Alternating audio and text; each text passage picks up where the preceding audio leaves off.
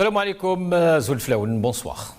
Selon le jeune indépendant des aides, le président de la République, Abdelmajid Tebboune, effectuera une visite d'État en Russie du 14 au 16 juin 2023. Une visite toujours selon le même quotidien destinée à renforcer le partenariat stratégique entre Alger et Moscou. Le canal algérien dit tenir son information d'une source russe. De son côté, le journal londonien arabophone Al-Arabi Al-Jadid, citant une source de l'État algérien. Cette fois-ci, Abdelmajid Tebboune se rendra donc le mercredi 14 juin prochain à Moscou, en Russie, pour une visite d'État de 3 jours. Tebboune sera reçu par le président russe, Poutine, pour discuter des relations entre les deux pays, avant de signer le document intitulé « Coopération stratégique approfondie entre les deux pays ». Il est important de rappeler que cette visite était programmée depuis le mois de mars, à l'occasion d'une invitation officielle à Abdelmajid Tebboune par la présidente du Conseil de fédération de Russie, Madame Valentina Matvienko, dont la visite était précédée un mois plus tôt par celle du secrétaire du Conseil de sécurité russe, Nikolai Patrouchev. Tout comme sa visite en France, qui est toujours d'actualité, entre guillemets bien sûr. Selon Paris et Alger, la visite de Tebboune en Russie est entourée, elle aussi, par le flou, véhiculé par des canaux officieux et nourri par d'innombrables rumeurs, ce qui pose un sérieux problème concernant l'image de l'État algérien, de sa communication officielle et la nature de ses relations internationales. Ce sera donc notre sujet aujourd'hui, ou le thème de Microscope de ce soir. Et pour en parler, j'ai le plaisir d'accueillir ici sur le plateau, à ma droite, M. Nourdine Aoussat, universitaire, écrivain et analyste politique. Bonsoir. Merci beaucoup pour l'invitation, c'est Hussein. Bonsoir à toi. Bonsoir à mon ami Brahim, ça fait longtemps. Et je dis salam alaikum à tous nos compatriotes en Algérie et partout. Toujours accompagné de meilleurs compagnons. Khayrul Jalis al-Kitab. Khayrul Jalis al-Kitab. Ah oui, tout à fait. Monsieur, à ma gauche, Monsieur Brahim Younsi, ancien cadre du MDA 82-88, analyste politique. Bonsoir. Bonsoir Hussein, c'est Hussein. Marhaba bik. Bonsoir à mon ami Nourdine. Avec un plaisir d'être avec lui. Simplement, tu nous présentes comme si nous étions dans un octogone. Pourquoi donc? Comme si c'était un match de... Non, pas du tout. Non, ça va, j'ai bien compris. On est plutôt dans la complémentarité. C'est ça. Non, à ma gauche. Oui, voilà, oui, oui. Gauche, tout à fait, oui. Ça me rappelle Polamar. Et ça me rappelle Belchinouf aussi, hein, Jamel Din, qu'on salue beaucoup aussi, qui a l'habitude de dire à ma droite, à ma gauche. Alors, du coup, je commence à droite ou à gauche? Non, commence par à gauche, à droite. Non, Alors, c'est Brahim. Après la fameuse question Tebboune à Paris ou pas, viendra-t-il pas? Maintenant, c'est le tour de la Russie. Mais bon, ça a l'air d'être officiel cette fois-ci. Non.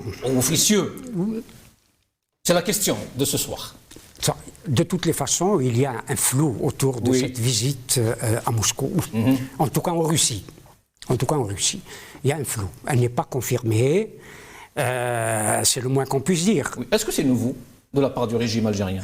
Je ne crois pas que ça soit. Je crois pas qu'il faille parler du régime algérien. Il est possible que le régime algérien ait laissé un journal. Je crois que c'est le jeune indépendant, oui, donner l'information, qui tiendrait l'information, comme vous l'avez dit, du côté russe, d'une délégation, russe qui se trouvait à Alger. C'est ça. Et qui préparait, ce qui est vrai, avec les Algériens, à quel niveau, le forum, le 26e forum économique de Saint-Pétersbourg. Oui. Donc, des Algériens sont invités et un délégué de russe aurait annoncé que le président de l'État algérien se rendrait en Russie, sans dire où, en Russie, entre le 14 et le 16. Trop de conditionnels dans tout ça. Voilà. Ceci dit, cette information a été reprise par un certain nombre de journaux. Oui. Le journal algérien, le Jeune Indépendant, je crois, a donné sa source. Or, il y a un journal arabophone dont vous avez parlé, que je n'ai pas lu, qui dit... Lui, c'est une source algérienne. Voilà, c'est une source algérienne. Mais la source algérienne, ça pourrait être ce journal. Oui. Oui. C'est la Oui, toujours dans le flou, dans l'opacité. Est-ce que c'est nouveau? Non. Absolument. Absolument. On se prévale en Algérie que l'énigme, l'opacité est une force. Hein, ça fait partie de la force de ce régime que de ne pas être lisible, que de ne pas être transparent. Parce que comme si la transparence et la lisibilité de sa ligne politique étaient une sorte de faiblesse. Or, aujourd'hui, 2023, avec cette profusion de l'information, cette multiplication des sources, disons, officielles et non officielles, jouer sur l'opacité, sur la rétention de l'information, c'est totalement stupide. On est très d'accord sur la nature du régime, sur l'opacité. Il a l'habitude de faire ça depuis des décennies. Mais pourquoi aller dans la propagande? Est-ce que l'opacité ne suffit pas pour le qui? Non, pas. Est-ce que c'est les Algériens, les Français, à qui est destinée cette propagande? Pour le moment, par rapport aux deux visites, hein, bien sûr. Oui. Pour le moment, moi, l'information ne vient pas d'une source officielle algérienne. Il faut dire les choses telles qu'elles sont. Oui, mais est-ce que Alger fait dans l'officiel, monsieur Nancy? C'est la question. Il faut dire les choses. Quand Alger, quand le régime donne une information, il la donne par la PS. C'est clair. Aujourd'hui, la PS n'a pas même repris l'information. Cela veut dire que ça ne confirme pas. Ne confirme pas, même pas. D'autres journaux. Aucun journal algérien n'a repris cette information parmi les journaux dits importants en Algérie. Est-ce qu'ils attendent un feu vert? J'en sais rien. Mais simplement, il y a le mutisme du pouvoir qui ne dément pas. Est-ce qu'on annonce une visite d'abord par un délégué russe et ensuite, à 4 ou 5 jours, c'est le 14, nous sommes demain le 10. C'est dire qu'il y a une nébuleuse, comme le disait Nordin, il y a une nébuleuse autour de cette visite. Il y a des antécédents, M. Younsi. La visite de Tebboune au Portugal, vous vous en rappelez, il y a quelques semaines, c'était surprise. Si je peux me permettre, mais ce n'est pas le même type de visite. Il peut aller sans dire en promenade à Portugal. Même en géostratégie, ce n'est pas la même chose. Oui, mais c'est là parce que l'Algérie est considérée, jusqu'à maintenant, elle dit se tenir à l'écart des jeux, voilà, en tout cas de ce jeu d'équilibre, et puis de la neutralité que l'Algérie avance.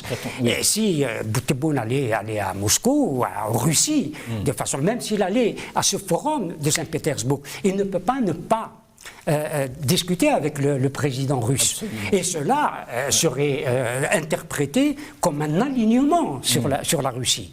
Cela est clair. Est-ce que c'est un risque? Quels sont les risques, justement, de cette visite? Les risques de cette visite, on les a déjà entendus il y a quelques mois en arrière, à peine 4 ou 5 mois, de je ne sais pas de qui aux États-Unis, qui disait que l'Algérie leur paraissait trop alignée sur la Russie, ne serait-ce que sur la facture d'armement qu'elle achète à la Russie, qui montre bien son alignement du côté de la Russie. Et donc l'Algérie, elle voudrait bien, d'autant plus qu'il y avait des manœuvres qui étaient programmées, qui finalement ont été déprogrammées. C'est-à-dire que c'est une bourde, c'est une bêtise, je ne sais pas comment la qualifier, mais en tout cas c'était inopportun d'annoncer des manœuvres militaires algéro-russes ou russo-algériennes à un moment où la guerre était largement enclenchée par la Russie contre l'Ukraine. Et là, j'ai envie de rajouter un autre élément, c'est que récemment, Zelensky a pris la place de Tebboune au sommet arabe de Jeddah, alors que c'était normalement Tebboune qui allait être à l'honneur, qu'on pays organisateur. On schématise, mais c'est vrai. Oui, c'est schématisé peut-être, mais c'est pas loin d'être. C'est pas caricaturé, mais pour moi, Zelensky a pris la place de Tebboune. Le vote récent, il y a 3 jours, de l'Ukraine contre l'admission de l'Algérie comme membre non permanent de l'ONU, aussi c'est un autre point. Donc si Tebboune va en Russie, j'espère que c'est pas une réaction, ou bien si cette annonce est faite maintenant va s'officialiser, c'est pas en réaction un peu à tout ça. Si on restait un peu justement sur cette histoire de l'adhésion de l'Algérie au Conseil de sécurité, est-ce que c'est dans la continuité de cette action que justement Tebboune voudrait aller en Russie pour dire que voilà, aujourd'hui on est puissant, on est fort, parce que dans les gérants du régime, c'est ce qui se dit en ce moment. C'est que voilà, maintenant je vais en Russie pour la médiation justement entre les deux pôles. Est-ce qu'il y a ça? Oui, il y a eu cette information. Oui, juste après, je passe la parole. Il y a eu cette information qui a été sortie, qui a été diffusée il y a 2 jours, où Abdelmadjid Tebboune aurait envoyé une lettre au secrétaire général de l'ONU dans laquelle il lui exprimait le rôle ou bien les priorités que l'Algérie verrait pour l'ONU dans les prochaines années. Et donc s'il va en Russie, là, alors que c'est pas du tout pour la médiation, parce que quand on va pour la médiation, il faut au minimum entretenir des relations avec les 2 belligérants. Hors de relations avec l'Ukraine, il n'y a rien. Walou. Donc, qu'est-ce qu'il va faire en Russie par rapport à ce conflit-là?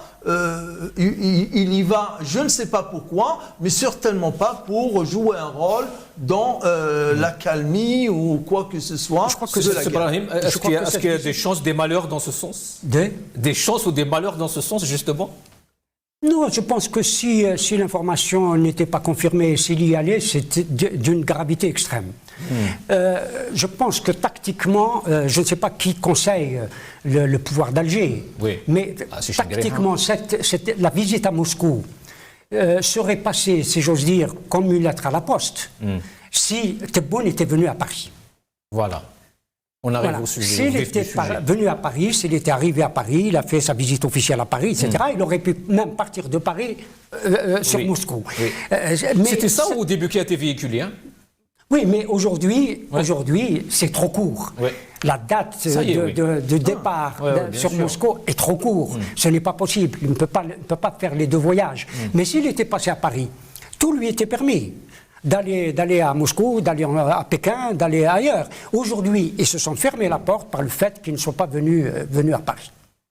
Est-ce qu'il y a ça, justement, je ne sais pas, c'est Aoussat, la visite de Tebboune à Paris, est-ce que c'est ça qui bloque toutes les démarches d'Alger, justement, à l'international?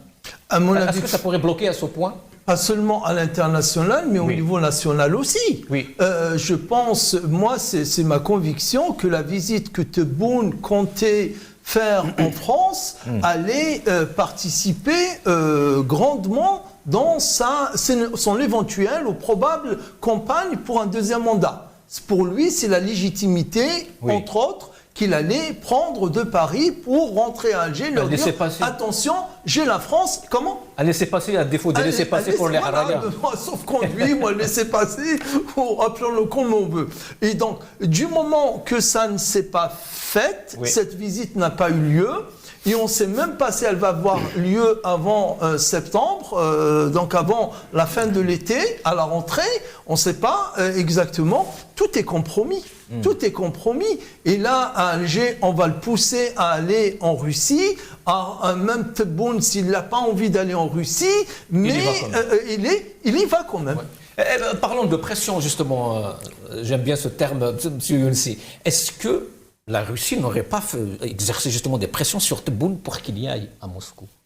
Je ne crois pas.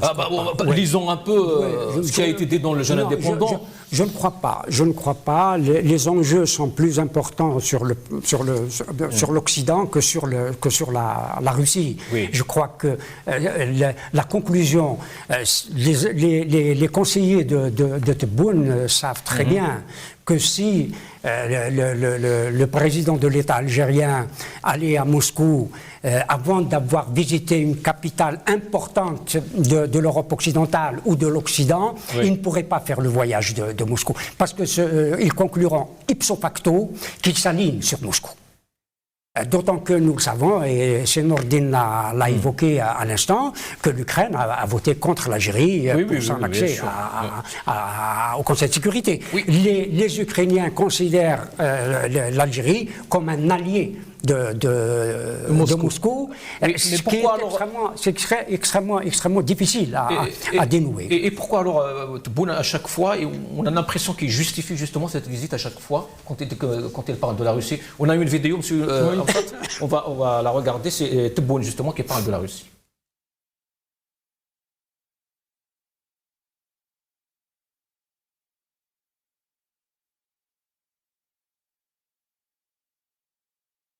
Gérer, bien sûr. C'est le moindre des choses. C'est la Russie. روسيا دولة صديقة وماهوش صديقة ضد واحد. أمريكا دولة صديقة. الصين دولة صديقة. الهند دولة صديقة. أوروبا دول صديقة. هو راه المشكل. تتولي صديق نتاعي غير باش تقول لي لا ما تمشيش عند الآخر لا مشيت له رانا نولوا عداوة؟ لا نمشي لروسيا. وعلاقتنا مع روسيا ماهيش من اليوم. علاقتها أكثر من 60 سنة. نمشي للصين كذلك. T'es invité en Chine et j'irai en Chine, Inch'Allah. Ilomo, là, quand عرضوني وما مشيتش. Alors, on n'a pas l'impression qu'elle se justifie ici. Absolument, absolument.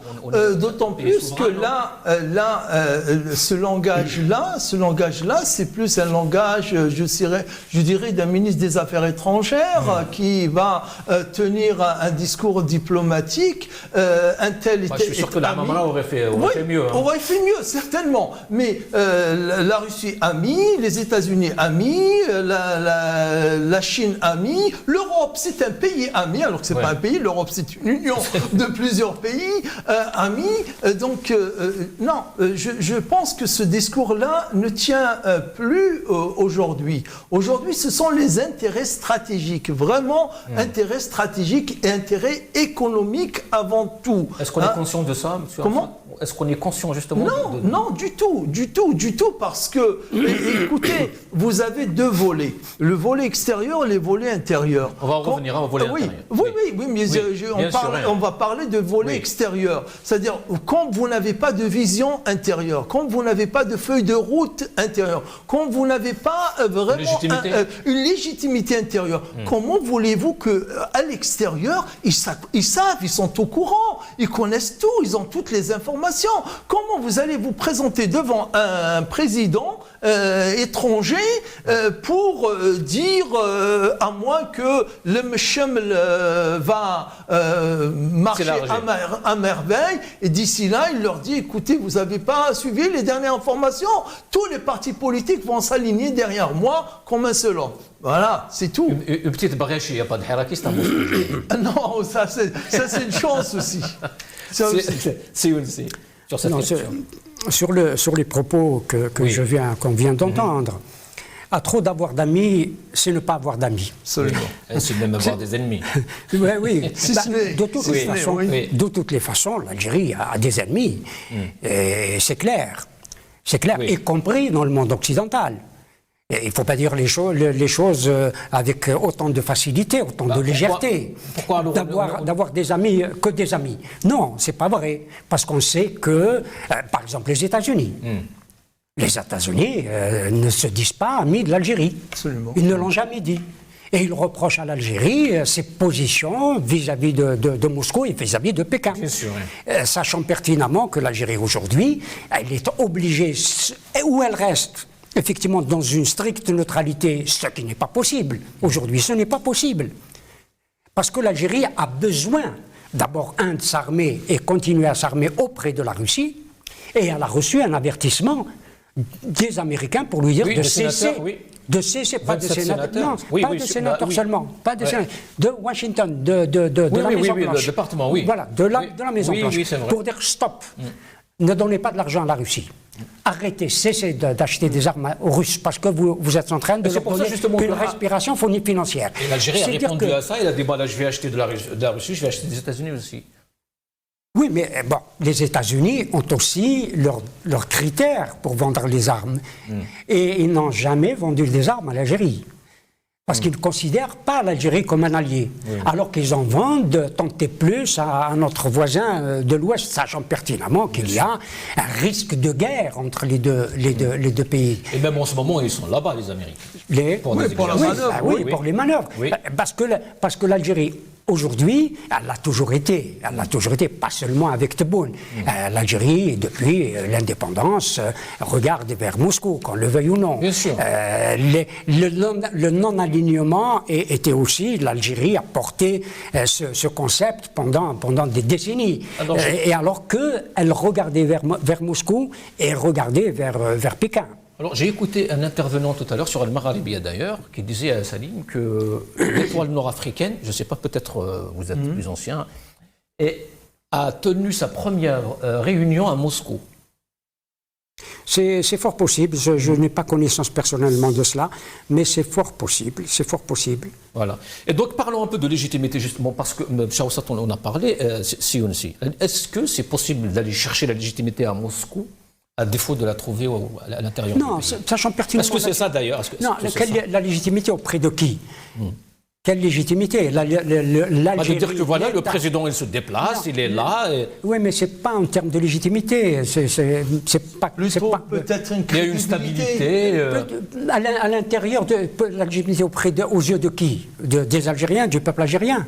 Non, de l'extérieur surtout. Non, de l'extérieur, c'est pas en termes de cela, pas même en termes, de crédibilité.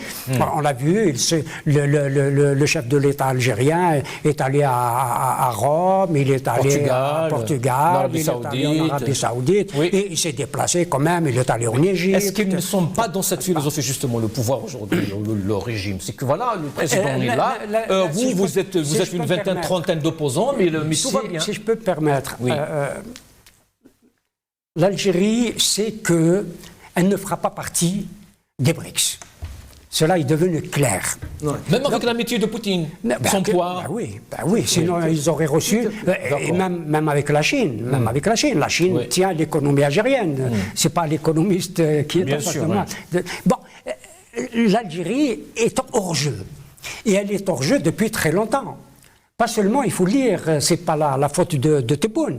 L'Algérie est hors jeu depuis que Bouteflika avait cessé de bouger dans le monde et d'avoir une politique étrangère. Oui. L'Algérie n'a plus de politique étrangère depuis une quinzaine d'années. Alors comment on appelle ça, ce qu'il est en train de faire Tebboune, si ce n'est pas la politique étrangère, c'est quoi? Non, il essaye de... C'est brasser du vent, c'est brasser du vent, parce qu'il y a le discours... il y a le discours, il y a les déclarations, tout ce qui est déclaratif, et il y a les faits. Il vient de le rappeler, les faits ne suivent pas. Il vient de le rappeler, c'est Brahim. Le 1er juin, là, il y a une semaine, les ministres des 5 pays du BRICS se sont réunis en Afrique du Sud. Ils préparent la réunion du 22 et 24 au 24 août prochain du BRICS qui sera une réunion importante. Et dans la photo officielle de la rencontre, on voyait les 5 ministres des Affaires étrangères des 5 pays du BRICS assis et derrière eux, ceux qui étaient annoncés comme des amis, invités pour la réunion comme des amis. Nous voyons le ministre des Affaires étrangères iranien, nous voyons celui des Émirats, celui de l'Arabie Saoudite, mais le ministre des Affaires étrangères n'était même pas, il n'était pas là. Makench. Donc, et attends, il y a aussi une information importante, c'est que dans le menu de la réunion du 1er juin, il y avait 2 points importants dans l'élargissement. L'élargissement des membres du BRICS. Donc, comme vient de le dire Brahim, donc on peut dire que Makench 2023, comme il était annoncé aux Algériens que l'Algérie va faire partie du BRICS, non. Puisque la réunion, ils ne sont même pas invités pour la réunion préparative à l'élargissement. Est-ce qu'ils ne vont pas justement exploiter cette visite pour ça? Donne-moi juste sur ça. Dans l'entretien lors de l'entretien que Tebboune a donné à Al Jazeera, Oui. il l'a annoncé. C'était un peu flou. Il a dit nous ne serons pas membres à part entière des BRICS. Des BRICS, oui. Mais peut-être serions-nous observateurs. Au début, il a dit. Pour commencer, il a dit. Oui, non, mais pour commencer, eux espéraient être membres à part entière des BRICS. Comme observateur, n'importe qui peut être observateur aux BRICS. C'est ça. Tout comme l'histoire du Conseil de sécurité. Mais absolument. C'est-à-dire que quel poids. Là encore, le Conseil de sécurité, ils peuvent dire un mot sauf le droit de veto. Oui. Il n'a pas de droit de veto, c'est tout. Mais ils peuvent dire leur point de vue, donner leur point de vue. Mais quel point de vue vont-ils donner sur la question de l'Ukraine et de la Russie? Justement, sur les BRICS, je voulais poser cette question. Est-ce que Tebboune ou tout le monde de la clique ne vont pas justement exploiter cette visite pour dire que vous vous êtes réunis justement les 5 et les invités, mais moi j'irai direct voir Poutine? Mais non, mais c'est pas Poutine qui décide au sein des BRICS. Il a un poids, comme le poids de la Chine est plus important, le poids de l'Inde est plus important. Il viendrait en 3e position, Poutine. D'ailleurs, il fait partie, c'est vrai, des pays piliers du BRICS, mais c'est pas celui qui décide. Là, ça y est, c'est fini, c'est acté. Donc cette hypothèse out. C'est out. L'Algérie ne fera pas partie en 2023 du BRICS et il faudra vraiment réaliser des performances économiques extraordinaires pour espérer en faire partie. Les Chinois. C'est des mensonges à ce point? Ah oui, absolument. Des mensonges d'État comme ça, là, oui, parce au que peuple, à tout le monde. Il y a des gens qui nous regardent de l'intérieur, de l'extérieur. Oui, mais pour ceux qui connaissent la réalité algérienne aujourd'hui, à tout point de vue, bien entendu, c'est de l'agitation que font les Algériens. Il faut dire les choses telles qu'elles sont. C'est de l'agitation et de la simple agitation. Dans l'intérêt de qui? Pardon? Dans l'intérêt de qui? Puisque ce n'est pas dans l'intérêt ni de la nation ni du peuple. Non, c'est pas en termes d'intérêt, c'est pour dire que l'Algérie existe encore sur le plan international. Malheureusement, c'est comme ça. Il y a un jeu de rôle qui se fait, sauf que si Tebboune faisait la bêtise, et ça serait vraiment une grave bêtise, d'aller à Saint-Pétersbourg, parce que vraisemblablement il est invité à aller à Saint-Pétersbourg. Il y a beaucoup de chefs d'État qui le se sont 26e, rendus. oui. Il y aura plus de 1700 participants. Oui, mais... Oui. Et des chefs, bien sûr, des patrons. Oui, ça c'est les opérateurs économiques. Mais parmi les chefs d'État, je suppose que ce sont les chefs d'État de la proximité qui vont y aller. Généralement la Chine, le Qatar, l'Arabie Saoudite. Ils sont déjà allés. Ils ne vont pas y retourner à mon avis. Ça c'est terminé. Et il vaudrait peut-être que Tebboune y soit. Pour détourner un petit peu. Mais s'il va à Saint-Pétersbourg, il va rencontrer Poutine. Et cela lui sera reproché et l'Algérie le paiera d'une manière ou d'une autre. Non, je crois qu'il y a des choses. Est-ce qu'il y a une conscience justement là-bas à Alger de tout ça? Non. Oui, si vous voulez. Donc il y a en Algérie, donc on est divisé en deux. Si on écoute les journaux racontent des extravagances, racontent des choses qui sont, je dirais, extraordinaires. Comment? Voilà, certains se taisent et certains racontent des extravagances, comme la dernière information de Khabar et de l'expression d'une certaine réunion où on nous comptait le nombre de représentants de tels services secrets qui ont assisté. Information qui 5 n'a Français été, et 12 Marocains. Qui n'a été reprise ni par la PS, ni par une source officielle, ni par d'autres journaux. Ce qui veut dire qu'on est capable en Algérie aujourd'hui de faire passer une information. Tiens, l'information de l'élection de l'Algérie comme membre non permanent du Conseil de sécurité. Certaines sources la font passer comme membre du Conseil de sécurité, les autres comme un exploit important. Le chef d'état-major envoie un message de félicitations à Abdelmajid Tebboune d'avoir été élu comme si c'était un exploit, alors que c'est une routine. Ce sont 3 sièges ce sont 3 sièges que les membres permanents ont voulu concéder au continent africain, etc., pour les calmer un petit peu, parce qu'ils disaient que 5 pays qui détiennent le droit de veto, etc., c'est trop. Ils ont joué sur l'élection. Voilà. Mais on ne peut pas raconter ces choses-là au peuple, le peuple, parce qu'il n'est plus lié à Al-Moudjahid et l'RTA, il a d'autres sources d'informations. Il s'informe dans toutes les langues, arabe, anglais, français et d'autres langues. Donc, mais en Alger, c'est mon dernier mot. Oui. Malheureusement, il ne rechigne jamais à essayer de faire avaler non pas des couleuvres mais des boas aux Algériens. Et c'est malheureux. Non, il y a 10 membres non permanents au Conseil de sécurité. 10 membres non permanents. L'Algérie a été au moins 4 fois. Oui, c'est la 4e fois. Pardon ? C'est la 4e fois. C'est la 4e ou la 5e fois, effectivement, que l'Algérie a été membre non permanent du Conseil de sécurité.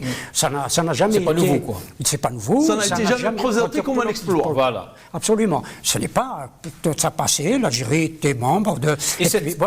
Et puis, nous savons pertinemment que dès qu'il s'agira d'une question fondamentale pour les États-Unis ou pour les pays occidentaux, on aura le veto de la France, de l'Angleterre ou des États-Unis. Et pour les affaires qui concernent la Russie, elle va mettre son veto. C'est idem pour la Chine. C'est dire que l'Algérie et les 10 autres pays vont juste discuter, à mon avis aussi entériner les résolutions qui vont être votées. Malheureusement, oui. C'est tout. Absolument. Sinon, cette visite de Tebboune en Russie, est-ce qu'elle sera justement exploitée de la part de Tebboune pour le 2e mandat? Est-ce qu'on s'attend à ça? On va s'attendre à une campagne, comme disait M. Aoussat, de la presse? Je ne crois pas que ça se joue. Je ne crois pas du tout. À l'intérieur, je parle. Je ne crois pas du tout à une compétition électorale. Je n'y crois pas du tout. Il n'y aura aucune compétition électorale en Algérie. Il y a toujours eu un semblant d'élection. Et nous savons si Tebboune était de nouveau candidat, qu'il passerait, ça veut dire que l'état-major lui a donné le quitus et qu'il est sûr de oui, mais sauf qu'on parle quand même de l'État. De friction en ce moment, je suis tout à fait d'accord à 100% qu'il n'y a jamais eu de compétition en Algérie concernant les élections. Et quand je dis que sa venue à Paris aurait été exploitée et aurait été, utilisée comme un ressort pour rebondir à Alger, c'est-à-dire qu'il va essayer de faire peser avec cela sur ceux qui seraient réticents à son 2e mandat pour son 2e mandat. D'autant plus qu'aujourd'hui, on le sait, c'est officiel, ce qui était officieux, avec la dernière condamnation de Ouassini, le général Ouassini, devenu Djoundi. Ouassini, on le sait officiellement puisqu'il a dit dans le procès que c'était Gaïd Salah qui lui avait donné instruction à soutenir Mihoubi comme candidat face à Tebboune. On le sait. Ce qui était faux, bien sûr. Comment? C'est faux ce qu'il dit. Ce que dit Abou Hadza. Gaïd soutenait directement, ouvertement Tebboune, apparemment. De toutes les façons, il y avait des dissensions. Il y avait des dissensions. Donc Ouassini, du moins, il soutenait Mihoubi. Et ce n'était pas rien, c'était quand même le DGSI. C'est l'idée générale, c'est que c'est l'armée qui désigne le président. Et donc, c'est pas celui que soutenait Ouassini qui est passé, mais c'est celui qui soutenait un autre général. Donc, il peut y avoir parfois des dissensions ou des non-accords, pour ne pas dire des désaccords, entre une et l'autre partie des décideurs. Et donc, c'est au candidat peut-être de céder un petit peu, comme on dit, en pesant sur la décision. On reste toujours dans le conditionnel, justement, aujourd'hui. On raconte qu'on a intercepté ou on aurait intercepté une communication entre l'Amamra et un agent ou ce qu'on appelle aujourd'hui les Toufiq Boys. Quoi, il lui a dit je vais rentrer, je serai candidat et je serai président. Et on aurait retiré le passeport diplomatique à l'Amamra depuis 2 semaines, 3 semaines. Donc il y a quand même des frictions là-bas, sur le 2e mandat. Comment Tebboune, il n'a toujours pas fait sa déclaration jusqu'à aujourd'hui. C'est trop tard, non? La Chine est devenue plus transparente que l'Algérie. Que l'Algérie, oui. C'est beaucoup plus transparent en Chine et en Russie. C'est très bien parce qu'on reste dans le thème. Nous sommes dans l'opacité la plus totale. Oui. C'est opaque, tout est opaque dans notre pays. Tout est opaque.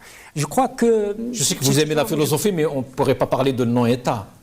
C'est autre chose. Non, mais il y a une administration qui fonctionne, il faut le dire. Il y a un peuple aussi qui ne reconnaît pas cette administration.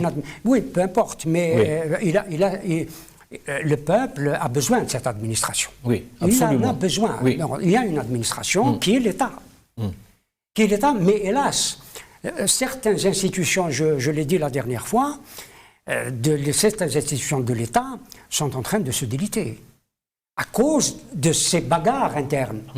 À cause de ces dissensions internes. Il y a des dissensions. Voyons, je serai le dernier à dire qu'il n'y en aura pas. Il y a combien de généraux qui sont en prison, combien de premiers ministres sont en prison, des ministres, etc. C'est-à-dire qu'il y a des dissensions à l'intérieur.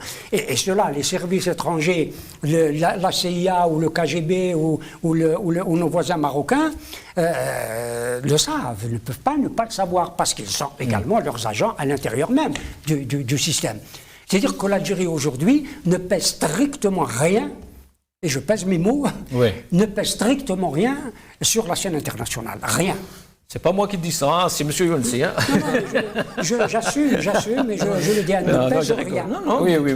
Écoutez, je vais abonder dans le sens. J'étais en train de lire ce dernier livre écrit par Xavier Driancourt sur les accords d'Évian. Je ne sais pas si tu es au courant. C'était au mois de décembre 2022. Il avait sorti les réactions internationales à l'indépendance. On comprend mieux pourquoi cette déclaration. Donc il ne parle pas dans le vent. C'est justement, il n'est pas dans le pathos, il est plutôt dans le logos, lui, comme je l'ai toujours dit. Il est pas il a préparé son coup, il a travaillé, les archives, etc. Voilà ce que dit Cedric Selam, notre ami historien algérien, a participé à ce livre-là, notamment avec une postface, dans laquelle il parle de la politique étrangère de l'Algérie, justement.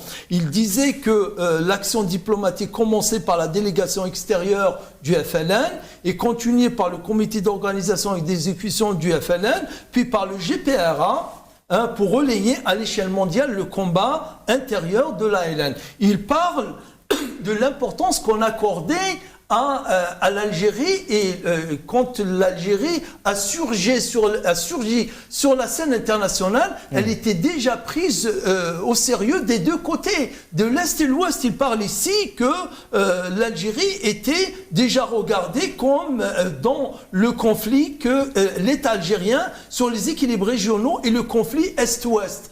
Quelle place il allait occuper dans ces équilibres Est-Ouest. Donc l'Algérie avait son importance, avait une diplomatie étrangère. Et aussi, je rajouterai un dernier élément, la lettre, mais tout est lié. Donc lettre qu'avaient envoyé les 10 intellectuels pour Tebboune, pour solliciter Chomsky. Qu'est-ce qu'ils évoquaient dans leur lettre? Ils évoquaient à 3 reprises l'idée de l'Algérie, c'était une idée. Voilà, absolument. L'Algérie, la liberté, la révolution. La liberté, elle reste un mythe pour certains, même s'il a été érodé, même s'il a été malheureusement bien entamé par les 15-20 dernières années d'absence sur la scène étrangère, mais l'idée de l'Algérie comme pays, elle est restée quand même... Disons les choses, qui est le responsable aujourd'hui, justement? Il est vrai... L'armée, c'est qui? C'est juste pour... Je crois que c'est tout le monde. Il est vrai que l'Algérie avait fait un choix en 1955. À Bandung, du neutralisme, etc. Néanmoins, aussi bien les pays de l'Ouest, et les États-Unis en premier, quand le Ben Bella va à New York pour l'admission aux Nations Unies, puis il est invité officiellement par la Maison-Blanche, par Kennedy, quand on voit le drapeau algérien hissé à l'ONU, c'est quand même une reconnaissance. Non seulement une reconnaissance, mais quand il est invité en visite officielle par Kennedy, et Kennedy voulait avoir l'Algérie de son côté. Et bon, c'est vrai que même là, nous connaissons ses positions à cette époque-là, il part de Washington à La Havane, à Cuba. C'est-à-dire qu'il a choisi, dès ce moment-là, son camp. C'est-à-dire que l'Algérie a toujours été proche des pays dits neutralistes, dits non alignés. Néanmoins, elle avait des liens, notamment des liens stratégiques, militaires, avec l'Union soviétique, puis la Russie. On était beaucoup plus proche de l'Union soviétique que nous n'étions proches des États-Unis et de l'Ouest. Et surtout avec la guerre de 67. Et la guerre de 67, les ruptures. Voilà. Et Alger ne l'a jamais caché. Non, ça c'est clair. On va regarder cette vidéo justement de Gaïd Salah, qui a reçu lui aussi le directeur du service fédéral pour la coopération militaire et technique de la Russie. C'était avant-hier. استقبل اليوم السيد الفريق أول السعيد شنقريحة رئيس أركان الجيش الوطني الشعبي بمقر أركان الجيش الوطني الشعبي السيد ديمتري شوغاييف مدير المصلحة الفيدرالية للتعاون العسكري والتقني لفيدرالية روسيا. حضر هذا الاستقبال قادة قوات رؤساء دوائر ومديرون مركزيون بوزارة الدفاع الوطني وأركان الجيش الوطني الشعبي وكذا أعضاء الوفد الروسي. خلال هذا اللقاء أجرى الطرفان محادثات تناولت حالة تقدم التعاون العسكري والتقني بين البلدين، كما تطرقا إلى المسائل ذات الاهتمام المشترك.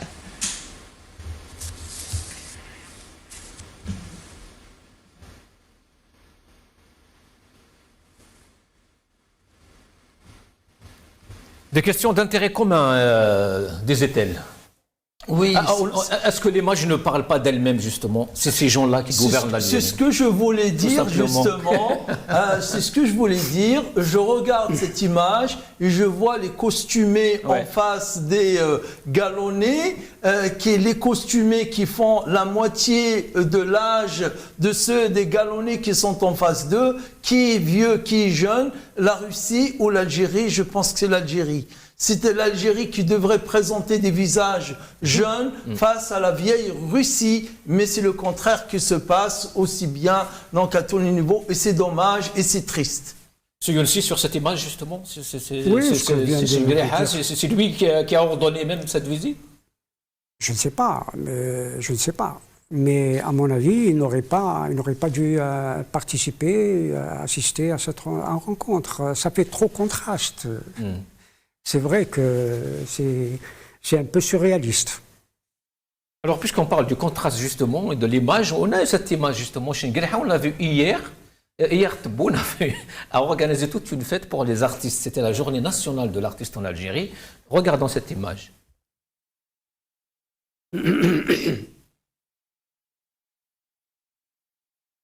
Des artistes entourés par Al-Mennaï et Ngriha en tenue, hein, s'il vous plaît.